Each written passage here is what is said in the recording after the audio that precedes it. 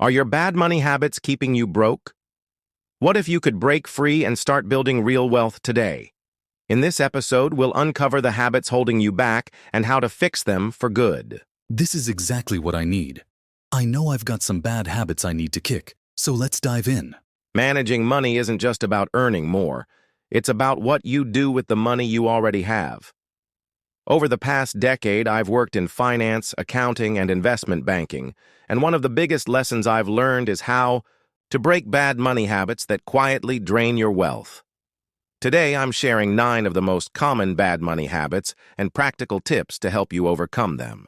Whether you're saving for a goal, trying to pay off debt, or just looking to feel more in control of your finances, this episode is for you. Let's get started with habit number 1. The first bad money habit is paying yourself last. Most people prioritize bills, rent, and social expenses and only save what's left.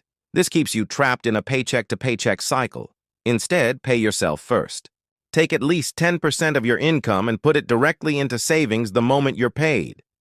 Automating this makes it even easier. The second habit is getting comfortable with debt. Credit cards make it tempting to spend money you don't have. But with interest rates averaging over 22%, it's a losing game. My rule? If I can't pay for something in cash, I don't buy it. Build an emergency fund instead so you don't rely on credit cards for unexpected expenses. Next is not knowing your income and expenses.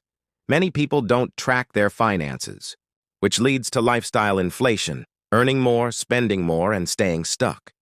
Tracking your income and expenses helps you set clear goals and avoid this trap. Another big one is having expensive hobbies. It's not about cutting out everything you enjoy, but being intentional. Limit costly activities like shopping sprees or frequent dining out and find low-cost alternatives that you still love. Finally, there's waiting too long to invest. Inflation erodes the value of money sitting in a bank account. Once you've built a savings buffer, start investing to let your money work for you. Diversify your investments to protect against market fluctuations and stay consistent. These tips really hit home for me, especially the one about paying yourself first. I've always saved whatever was left after expenses, but that approach clearly hasn't worked. Automating savings sounds like the perfect way to change that. The credit card point is another big one. I've fallen into the trap of thinking rewards points make it worth it. But when I carry a balance, those interest charges cancel everything out. The idea of only buying what I can afford to pay for outright is definitely a habit I want to adopt. I also realize I've been guilty of lifestyle inflation.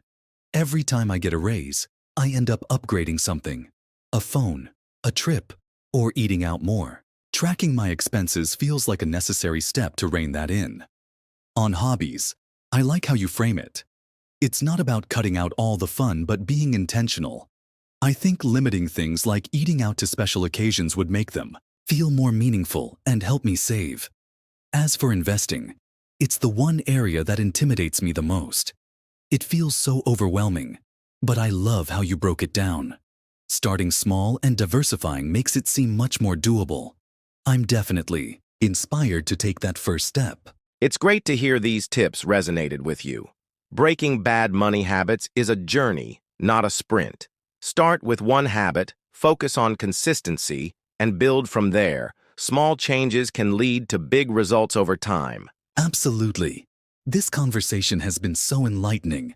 I'm ready to start paying myself first, tracking my spending, and tackling my bad money habits one by one. If you're listening and ready to take control of your finances, start today. Choose one habit to break and take action. Let us know in the comments which tip resonated most with you, and don't forget to like, share, and subscribe for more practical advice on building financial freedom. Thanks for tuning in. We'll see you next time.